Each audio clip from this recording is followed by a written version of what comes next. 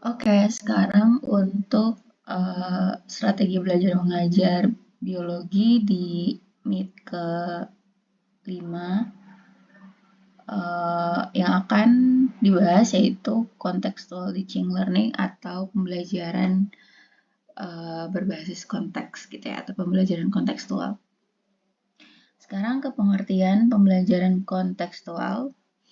Nah, jadi pendekatan ini adalah proses cara perbuatan yang diusahakan dalam rangka aktivitas penelitian untuk mengadakan hubungan dengan orang yang diteliti. Contextual teaching and learning terdiri dari 3 kata konteks, artinya berhubungan dengan suasana atau keadaan, teaching artinya mengajar, dan learning artinya pengetahuan. Menurut bahasa berasal dari bahasa Latin ya, artinya mengikuti keadaan, situasi, dan kejadian.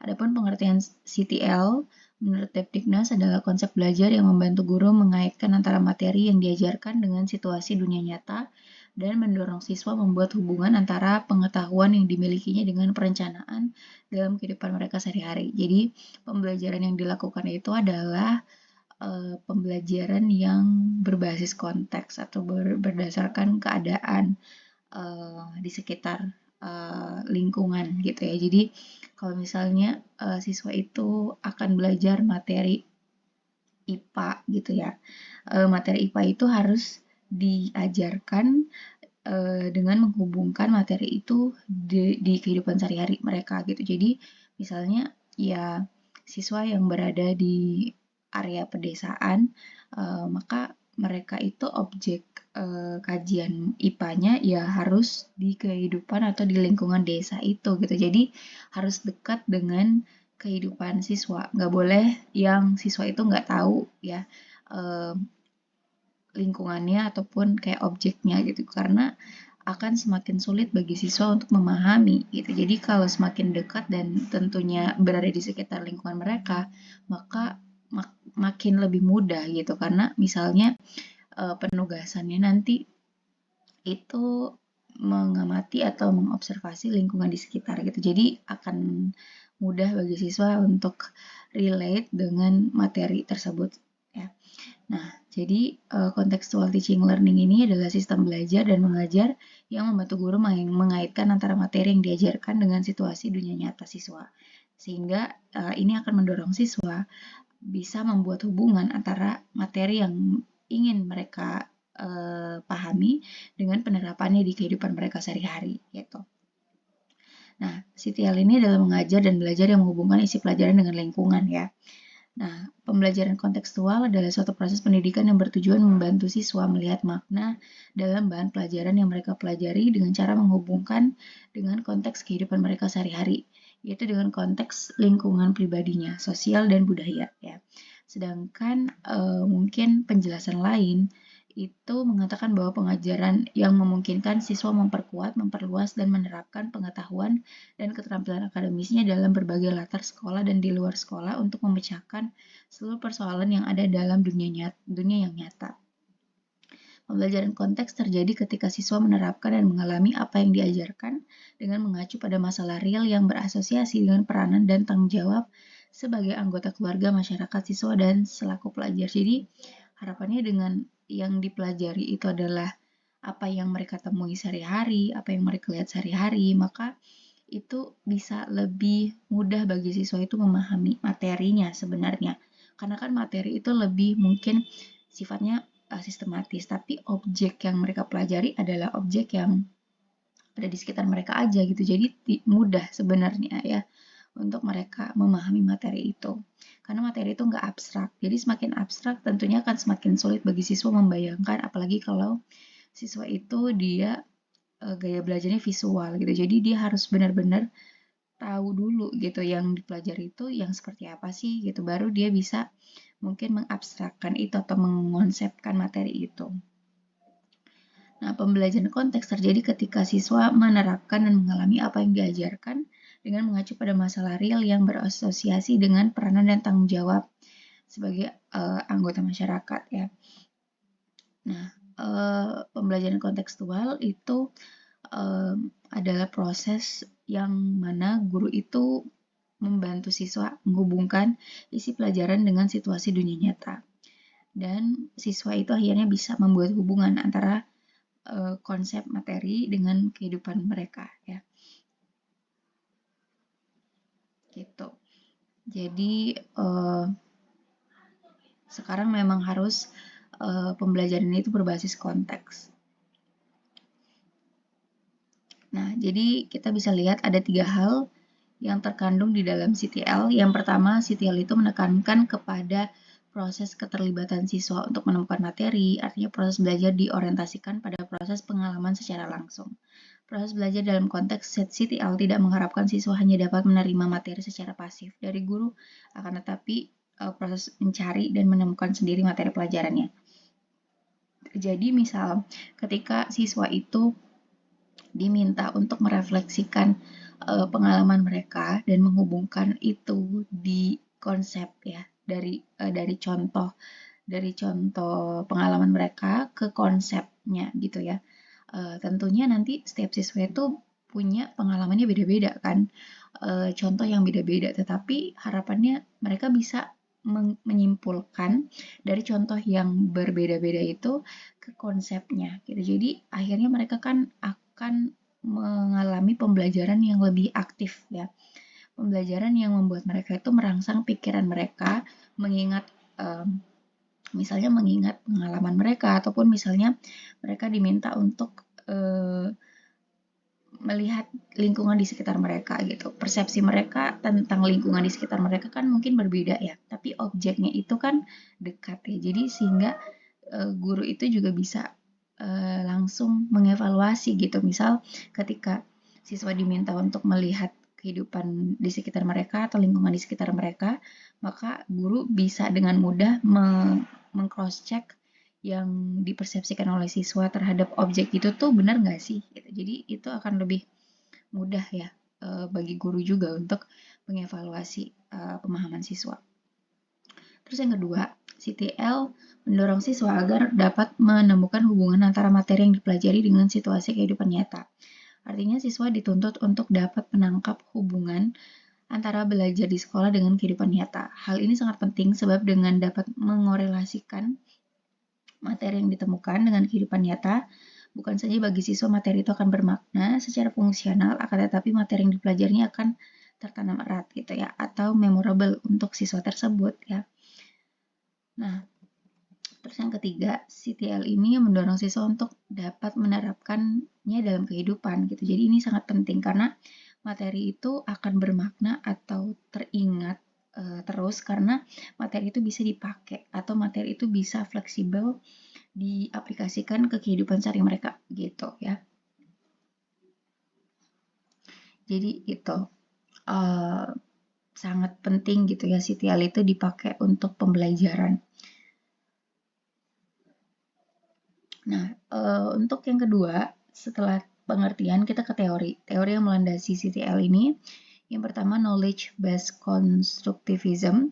Jadi teori ini beranggapan bahwa belajar itu bukan menghafal, melainkan mengalami, di mana siswa dapat mengonstruksi sendiri pengetahuannya melalui partisipasi aktif secara inovatif dalam proses pembelajaran. Jadi pengetahuannya itu didasarkan atas proses siswa membangun sendiri bangunan-bangunan pengetahuan tersebut. Jadi, karena mereka yang membangun sendiri, maka mereka akan melibatkan proses di mana tahap demi tahap mereka menghubungkan satu konsep dengan konsep lain gitu. Satu kalimat dengan kalimat lain, satu makna dengan makna lain. Dan setiap siswa kan punya caranya sendiri untuk membangun bangunan pengetahuan mereka ya. Kalau misalnya mereka hanya diminta untuk menghafal materi ya, jadi memindahkan materi itu hanya dari buku langsung ke otak mereka, tentunya formatnya akan sama ya, dan itu tentu mungkin bisa aja ya mudah ya bagi mereka dan cepat ya, karena hanya sekedar memindahkan. Tetapi ya nanti ketika misalnya siswa itu dihadapkan dengan persoalan kehidupan sehari-hari mereka gitu. Sebenarnya mereka bisa menggunakan konsep itu, tapi karena mereka itu sendiri tidak tahu bahwa si materi itu tuh antar hubungannya gimana gitu ya. maka mereka akan nggak bisa menyelesaikan masalah itu gitu. Atau misalnya mereka diberikan soal ya, soal itu dimodifikasi gitu.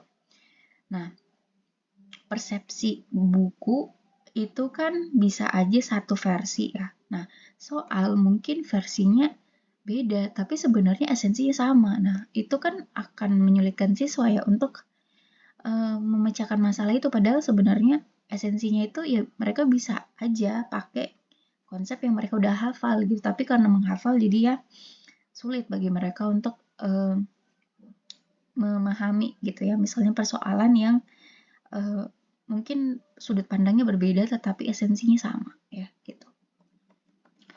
Nah, terus yang kedua, effort based learning atau incremental theory of intelligence. Jadi teori ini beranggapan bahwa bekerja keras untuk mencapai tujuan belajar akan mendorong siswa memiliki komitmen terhadap belajar. Jadi teori ini tuh kan sebenarnya selaras dengan proses kontekstual bahwa siswa itu kan akan berusaha ya untuk membuat bangunan pengetahuan. Mereka bisa membongkar-bongkar bangunan-bangunan itu karena mereka sendiri yang merancang gitu. Jadi ada effort, ada niat si siswa itu gitu. Semakin mereka bersungguh-sungguh, maka tentunya mereka akan bisa mencapai tujuan belajar. Tentunya ini harus selaras juga dengan siswa yang memiliki kemauan yang tinggi untuk belajar. Ketika mereka dihadapkan pada kesulitan dalam memahami sesuatu materi, maka di situ siswa itu diuji komitmennya gitu. Maka untuk siswa yang punya motivasi rendah, guru harus memberikan penguatan motivasi kepada siswa tersebut. Gitu.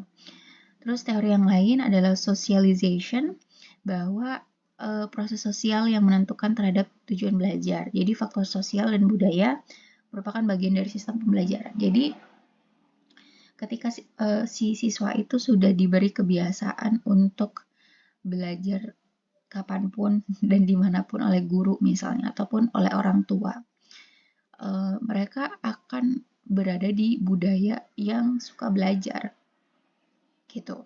Tapi kalau misalnya mereka itu enggak diberikan penanaman habits yang seperti itu, maka akan sulit bagi siswa untuk memahami suatu materi, karena untuk memahami suatu materi butuh proses gitu. Jadi bisa saja ada siswa yang butuh waktu lama untuk memahami materi, dan ketika hal itu terjadi maka butuh komitmen siswa yang tinggi. Nah, komitmen yang tinggi untuk belajar itu berangkat dari motivasi siswa yang tinggi juga untuk belajar. Gitu.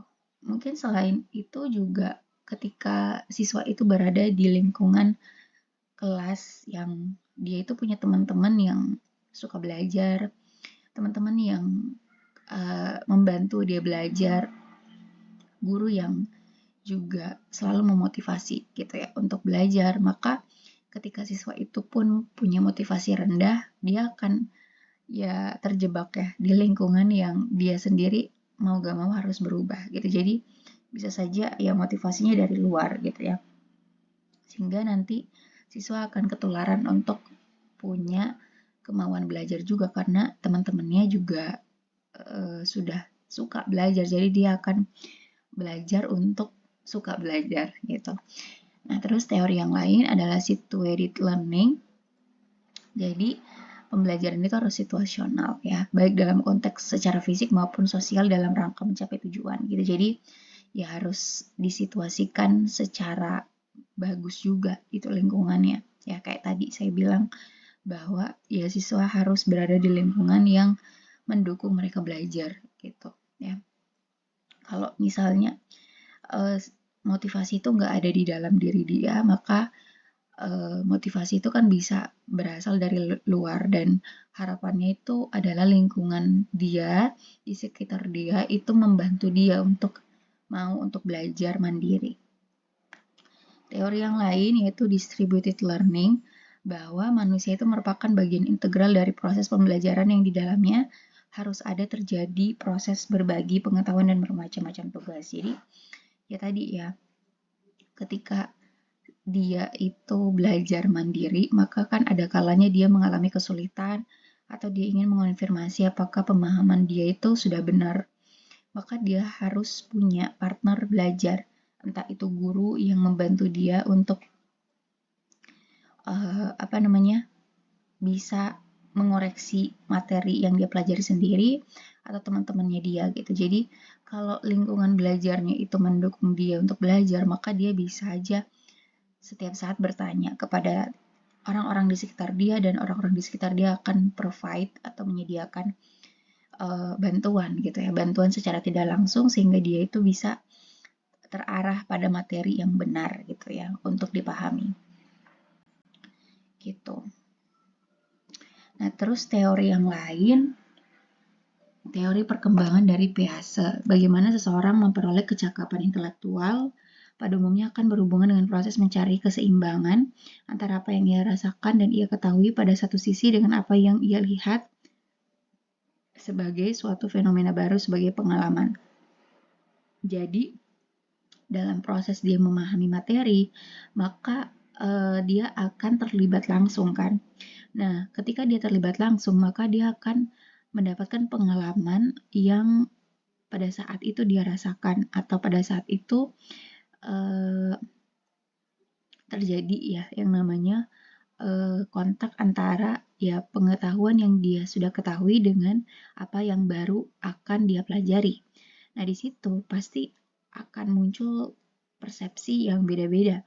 Ada yang mungkin siswa itu mengalami pengalaman yang menyenangkan dalam belajarnya, ada yang mungkin mengalami kesulitan, ada yang mungkin mengalami kebingungan. Nah, setiap dari pengalaman itu harusnya siswa itu embrace gitu atau hargai ya atau nikmati itu sebagai proses dia dalam memahami materi tersebut. Jadi bukan orientednya outcome-nya atau dia paham, tapi juga proses dia gitu dalam memahami itu gitu.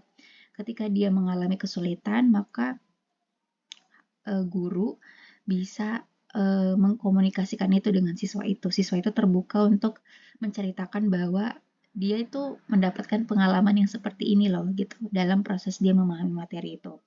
Nah, ketika dia sudah open terhadap perasaan dia, persepsi dia ke guru, maka guru juga bisa dengan mudah gitu ya kan mendiagnosa, oh saya bisa memberikan penguatan dalam hal yang seperti ini gitu. Jadi sangat terbantu gitu ya siswa tersebut kalau misalnya dia itu menghargai pengalaman belajar dia.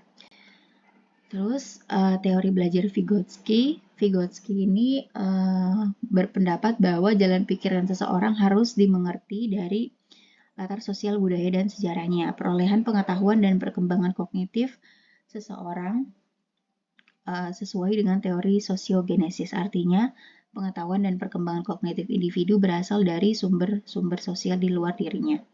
Jadi pada saat dia itu memahami materi, maka kan tiap dari siswa itu pasti akan berangkat dari background mereka sendiri gitu ya. Misal ada materi yang mudah dipahami siswa di latar belakang yang A gitu ya.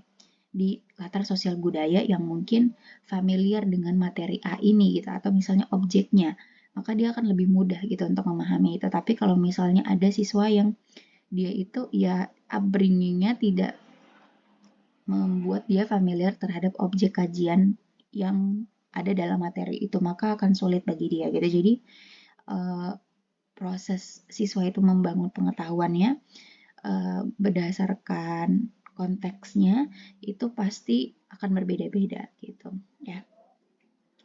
Nah, terus teori belajar konstruktivisme. Jadi siswa harus menemukan sendiri dan mentransformasikan informasi kompleks, mengecek informasi baru dengan aturan lama dan merevisinya apabila aturan-aturan itu tidak lagi sesuai. Menurut teori ini, satu prinsip yang paling penting dalam psikologi pendidikan adalah guru tidak hanya sekedar memberikan pengetahuan kepada siswa. Siswa harus membangun sendiri pengetahuan di dalam benaknya, yaitu siswa diberi kesempatan yang seluas-luasnya untuk mengembangkan ide-ide yang dimiliki dan mengajar siswa menjadi sadar dan secara sadar menggunakan strategi mereka sendiri untuk belajar. Jadi, ya tadi, konstruktivisme itu adalah proses di mana siswa sendiri yang menemukan cara dia belajar, menemukan bagaimana sih mudahnya belajar menurut dia. Gitu. Jadi, dia belajar untuk bertanggung jawab terhadap waktu yang dia miliki dan goal atau target yang harus dia capai. Gitu. Mungkin akan sulit untuk pertama kali karena dia akan mencari pola belajar yang cocok bagi dia. Tapi ketika itu jadi habit atau kebiasaan, maka tentunya akan lebih mudah bagi dia untuk belajar karena dia udah tahu gitu. Yang bikin dia mudah belajar, yang bikin dia merasa belajar itu menyenangkan adalah dia sendiri gitu, karena dia sendiri udah menemukan pola-pola yang sesuai bagi dia. Gitu ya. Lanjut di teori lain yaitu John Dewey, metode pengajaran. Jadi metode reflektif di dalam memecahkan masalah yaitu suatu proses berpikir aktif, hati-hati yang dilandasi proses berpikir ke arah kesimpulan yang definitif. Jadi ada beberapa proses di sini. Yang pertama, siswa mengenali masalah itu datang dari luar diri siswa itu sendiri. Lalu menyelidiki dan menganalisa kesulitannya dan menentukan masalah yang dihadapinya. Lalu dia menghubungkan uraian hasil analisa itu atau satu sama lain dan mengumpulkan berbagai kemungkinan guna memecahkan masalah. Dan dalam bertindak ia dipimpin oleh pengalamannya sendiri. Lalu ia menimbang kemungkinan jawaban atau hipotesis dengan akibatnya masing-masing. Selanjutnya, ia mencoba mempraktekkan salah satu kemungkinan pemecahan yang dipandangnya terbaik. Hasilnya akan membuktikan betul tidaknya pemecahan masalah itu. Bila mana pemecahan masalah itu salah atau kurang tepat, maka akan dicobanya kemungkinan yang lain sampai ditemukan pemecahan masalah yang tepat. Pemecahan masalah itulah yang benar, yaitu yang akan berguna untuk kehidupannya. Gitu. Jadi, metode pengajaran di sini maksudnya adalah siswa itu dalam dia memahami materi, dia bisa merefleksikan apa yang sudah dia dapatkan, pengalaman dia mungkin, pengetahuan dia mungkin gitu ya, terhadap misalnya materi yang akan dia pelajari dalam bentuk masalah gitu. Nah, masalah itu dia harus sadari bahwa ini adalah masalah yang sengaja diberikan oleh dia misalnya dari guru untuk dipecahkan gitu. Jadi sehingga dia tahu bahwa ini adalah masalah yang datang dari luar, bukan masalah dari dalam diri dia gitu. Jadi dia sudah bisa menseparasikan atau memisahkan ini masalah yang datang dari luar dan dia harus secara sengaja untuk atau sadar juga ya untuk memecahkan masalah ini. Nah, setelah dia sadar situasi dia seperti itu, situasi belajarnya seperti itu, maka dia mulai untuk fokus pada masalah itu. Nah, masalah itu kemudian dia akan selidiki gitu ya. Dia akan pecahkan gitu.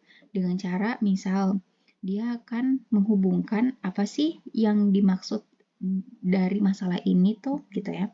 Apakah misalnya masalah ini tuh akan dipecahkan dengan misalnya kata bantu pertanyaan bagaimana gitu ya.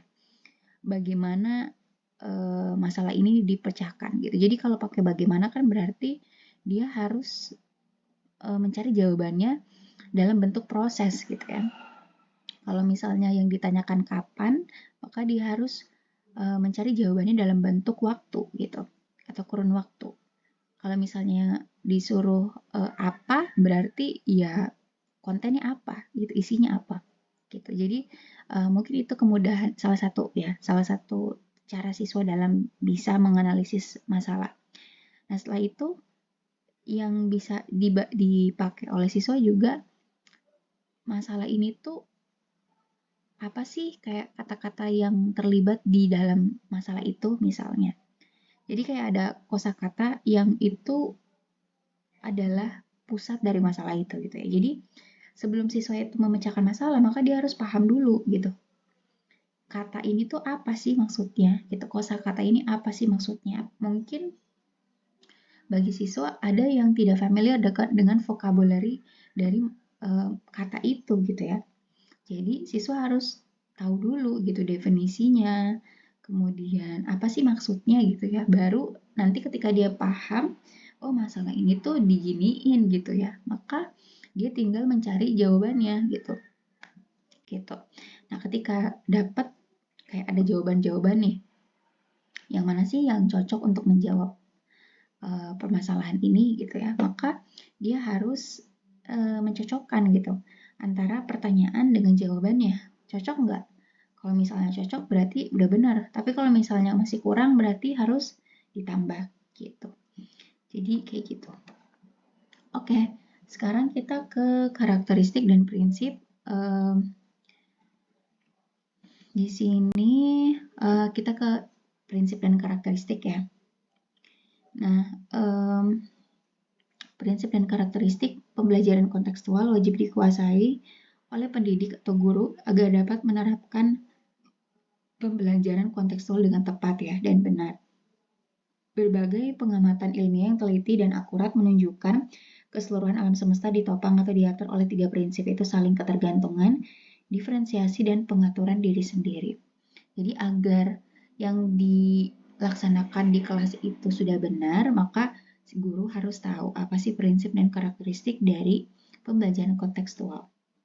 Yang pertama, prinsip saling ketergantungan. Jadi prinsip ini menuntun pada penciptaan hubungan, bukan isolasi. Cara pendidik yang bertindak menurut prinsip ini akan mengadopsi kegiatan dalam menolong siswa membuat hubungan untuk menemukan makna. Prinsip saling ketergantungan menekankan pada kerjasama. Dengan kerjasama, siswa akan terbantu untuk menemukan persoalan, memasang rencana, dan mencari pemecahan masalah. Jadi, prinsip saling ketergantungan ini maksudnya bisa saja ketergantungan antara siswa dengan siswa lain yang mutual gitu ya, benefitnya. Jadi, siswa yang misalnya paham dalam hal ini bisa dibantu dengan siswa yang paham dengan hal itu gitu ya. Tapi masih dalam satu area materi gitu. Jadi mereka bisa menghubungkan materi yang parsial yang dipahami siswa A dengan materi yang parsial yang dipahami oleh siswa B.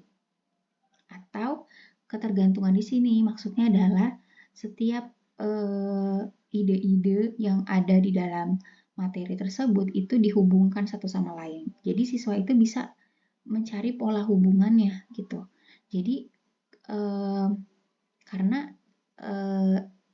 proses dalam memahami materi itu kan mereka yang mengkonstruk sendiri ya.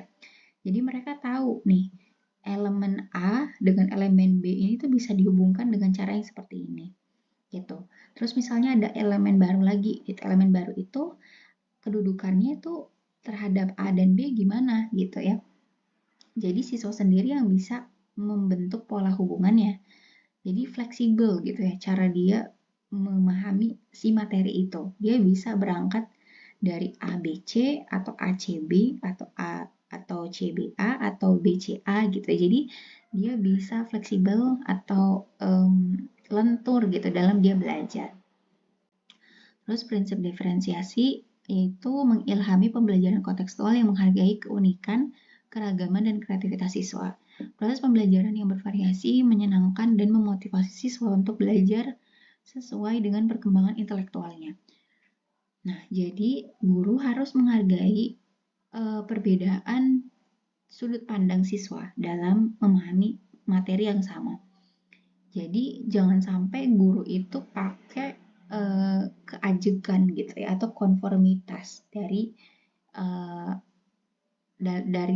dalam memahami materi gitu. Karena kalau dia itu sifatnya konformitas atau kayak sifatnya ajeg, artinya guru itu punya satu versi yang dianggap benar dalam memahami materi. Nah, sementara siswa kan belum tentu gitu ya punya sudut pandang yang sama dengan guru gitu ya. Gitu. Jadi kalau seperti itu nanti guru akan ya menyalahkan pemahaman siswa karena pemahaman siswa itu ya dianggap salah gitu karena dari satu versi yang dianggap benar ini aja gitu. Sementara untuk memahami materi itu kan bisa macam-macam gitu ya versinya gitu. Jadi guru harus open minded gitu terhadap keunikan cara siswa memandang suatu materi yang mau dia pelajari gitu. Nah, terus prinsip pengaturan diri. Prinsip pengaturan diri ini meminta siswa untuk meminta guru untuk mendorong setiap siswa untuk mengeluarkan seluruh potensinya. Untuk menyesuaikan dengan prinsip ini, guru harus menolong siswa ya mencapai keunggulan akademik, memperoleh keterampilan karir, dan mengembangkan karakter dengan cara menghubungkan tugas sekolah dengan pengalaman serta pengetahuan pribadinya. Jadi, prinsip pengaturan diri artinya yang mengontrol prosesnya belajar itu kan siswa sendiri. Jadi siswa yang harus sadar bahwa dia yang akan mempengaruhi keberhasilan dia belajar. Nah, kalau seperti itu, maka siswa akan bersungguh-sungguh untuk menggunakan waktu, misalnya ya, yang dipakai di kelas untuk memahami materi A dengan waktu yang ditentukan itu dengan baik gitu, karena siswa nggak bisa gitu paham materi kalau dia sendiri nggak secara sadar terlibat aktif di proses belajarnya dia sendiri gitu ya. Jadi guru juga harus membantu siswa gitu, melihat mungkin ada siswa yang mengalami kebuntuan gitu, atau misalnya ada siswa yang mengalami kebingungan, walaupun siswa sendiri yang sebenarnya harus memecahkan masalah, tapi guru bisa memberikan clue atau bisa memberikan motivasi gitu ya untuk siswa agar siswa itu bisa tidak menyerah gitu dalam proses belajarnya. Nah, terus karakteristiknya ya. Kalau karakteristik yang pertama, pembelajaran dilaksanakan dalam konteks otentik, yaitu pembelajaran yang diarahkan pada ketercapaian keterampilan dalam konteks kehidupan nyata. Jadi bukan hanya goalnya kan siswa paham materi, tapi keterampilan yang dia miliki itu juga nanti akan dia dapatkan gitu dari proses dia belajar. Jadi otentik gitu. Siswa A akan punya keterampilan dalam memahami materi seperti ini. Siswa B mungkin berbeda gitu ya, karena keterampilannya dibangun dari cara dia belajar yang berbeda. Terus pembelajaran memberikan kesempatan siswa untuk mengerjakan tugas yang bermakna ya. Jadi ketika dia diberikan tugas, harapannya siswa akan bisa membongkar-bongkar lagi tuh bangunan-bangunan yang dia konstruk sesuai dengan versi soalnya seperti apa gitu. Jadi ya materi yang dia pahami pasti bermakna di dirinya gitu ya. Pembelajaran dilaksanakan dengan memberikan pengalaman bermakna tadi ya, dari proses dia belajar. Terus pembelajaran dilaksanakan melalui kerja kelompok, diskusi, saling mengoreksi antar teman. Nah, ini juga penting ya. Jadi agar siswa itu mungkin bisa menambah keterampilannya sendiri ya, maksudnya di luar dari dia cara dia belajar sendiri, dengan dia berkelompok atau dia berdiskusi, dia bisa dapat sharing informasi dari temannya, dan dia juga bisa akhirnya dapat cara memahami materi yang sama dengan versi yang berbeda gitu dari temannya. Pembelajaran memberikan kesempatan untuk menciptakan rasa kebersamaan ya, dan saling memahami yang satu dengan yang lain secara mendalam gitu. Jadi ketika siswa itu tertarik untuk mendapatkan sharing informasi dari temannya, maka dia akan menganggap keunikan cara pemahaman dari temannya itu pasti dihargai gitu, karena dia juga akhirnya bisa menemukan kayak aha moment di mana oh ternyata bisa ya gitu memahami materi dengan yang seperti ini juga gitu ya, beda dengan misalnya saya memahami materi ini gitu. Jadi dia lebih bersedia gitu ya menyimak penjelasan temennya gitu, karena ya dia akan pengen tahu ya gimana ya kalau teman saya misalnya memahami materi ini gitu ya, cara dia gimana ya gitu. Nah dia bisa akhirnya pakai juga gitu ya cara temennya, atau misalnya dia kayak kolaborasikan antar yang dia punyai dengan yang punya temannya. Terus pembelajaran dilaksanakan secara aktif, kreatif, produktif, dan mementingkan kerjasama. dan tentunya situasinya menyenangkan gitu. Pasti menyenangkan pembelajaran kontekstual kalau dia berhasil gitu ya, dan kalau misalnya siswanya pun juga tertarik gitu ya untuk belajar seperti ini. Nah, terus ada lagi karakteristik lain di sini, ada 2 versi lagi ya, kita lihat. Pembelajaran merupakan proses pengaktifan pengetahuan yang sudah ada. Artinya apa yang akan dipelajari tidak terlepas dari pengetahuan yang sudah dipelajari. Dengan demikian, pengetahuan yang diperoleh siswa adalah pengetahuan yang utuh serta memiliki keterkaitan satu sama lain. Jadi, pengetahuan yang sudah dia miliki itu bisa ditambah dengan materi yang baru dia mau pelajari. Gitu. Kalau misalnya dia versi menghafal, itu pasti akan sulit bagi siswa untuk merecall pengetahuan lamanya gitu, karena dia harus kayak harus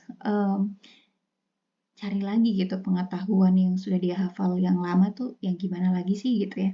Tapi kalau misalnya dia itu tidak terbelenggu dengan kalimat-kalimat yang formatnya itu tuh harus sesuai dengan buku misalnya, atau harus sesuai dengan penjelasan guru, maka dia lebih mudah gitu untuk menangkap sebenarnya esensi pengetahuan lama tuh apa, terus itu aja sebenarnya yang dia recall kembali gitu ya. Nah, baru dia hubungkan dengan pengetahuan yang baru gitu. Nah, pengetahuan yang baru ini tuh terhadap pengetahuan lama apakah saling mendukung kah? Atau misalnya, oh yang lama nih udah nggak bisa dipakai nih karena pengetahuan barunya kayak gini gitu. Jadi dia tuh akhirnya punya alasan kenapa yang dimaksud dengan materi ini tuh pakai pengetahuan baru, bukan pengetahuan yang lama gitu ya, karena ya alasannya ada gitu ya. Jadi tidak sekedar dia hanya mengoleksi pengetahuan aja. Terus pembelajaran yang kontekstual adalah belajar dalam rangka memperoleh dan menambah pengetahuan baru ya. Pemahaman pengetahuan atau understanding knowledge artinya pengetahuan yang diperoleh bukan untuk dihafal. Nah tadi ya, melainkan dipahami serta diyakini. Nah untuk dia bisa meyakini pengetahuan itu, maka dia harus menggunakan si pengetahuan itu untuk apakah bisa misalnya dipakai di kehidupan sehari-hari mereka gitu ya. Kalau misalnya bisa, berarti oke, bisa nih dan yakin gitu untuk bisa dijadikan pemahaman. Karena kan pemahaman itu nanti akan dipakai lagi kan di kehidupan sehari-hari dia. Gitu. Mempraktikkan pengetahuan dan pengalaman tersebut tadi ya. Artinya pengetahuan dan pengalaman yang diperoleh itu harus dapat diaplikasikan. Nah, terus melakukan refleksi ya. Jadi refleksi itu sangat penting ya untuk proses entah itu memberikan penguatan atau misalnya mengoreksi gitu ya. Apakah pengetahuan tadi itu sudah benar dipelajari, sudah kuat untuk dipahami gitu ya. Dan sudah bisa nanti dipakai kalau siswa itu butuh untuk memakai itu di kehidupan sehari-hari dia. Nah, yang terakhir, karakteristik versi terakhir yaitu pembelajaran diarahkan pada ketercapaian keterampilan dalam konteks kehidupan nyata. Oke, jadi yang dia dapat peroleh itu pemahaman materi, terus cara dia belajar, terus cara dia belajar di sini kan nanti tentunya akan bisa dipakai ya untuk ketika dia memahami materi baru atau pengetahuan baru. Nah, pemahaman yang dia sudah dapatkan itu bisa dipakai lagi ketika dia itu mencoba menghubungkan materi yang baru gitu, dan dia akan menggunakan materi ini tuh untuk kehidupan dia gitu. Jadi banyak banget manfaatnya gitu ya, dibandingkan hanya sekedar kalau menghafal kan berarti cuma materinya doang yang dipahami tapi nggak bermakna, kemudian dia nggak dapet esensi materinya gitu ya. Nah, terus pembelajaran dilaksanakan dengan memberikan pengalaman bermakna tadi. Pembelajaran dilaksanakan melalui kerja kelompok, diskusi, dan situasi yang menyenangkan. Ya, terus pengetahuan yang diperoleh bukan untuk dihafal, tapi untuk dipahami dan diyakini dan melakukan refleksi. Nah, refleksinya itu harus berjalan secara kontinu. Gitu. Jadi, siswa itu bisa kapanpun sebenarnya bisa melakukan refleksi tanpa dia di kelas, tanpa dia dengan guru, tanpa dia itu belajar materi atau mata pelajaran yang sama gitu. Jadi misalnya ketika dia mempelajari materi pelajaran yang mata pelajaran yang berbeda kan pasti materinya beda ya. Tapi kan dia bisa pakai tuh prinsip atau esensi yang bisa berguna untuk dia memahami materi di mata pelajaran yang berbeda dengan yang sudah dia pelajari di mata pelajaran yang berbeda pula gitu. Jadi bisa seperti itu gitu. Jadi sangat fleksibel siswa untuk belajar sebenarnya dengan menggunakan pembelajaran kontekstual. Oke, mungkin sekian dulu untuk materi kali ini. Thank you.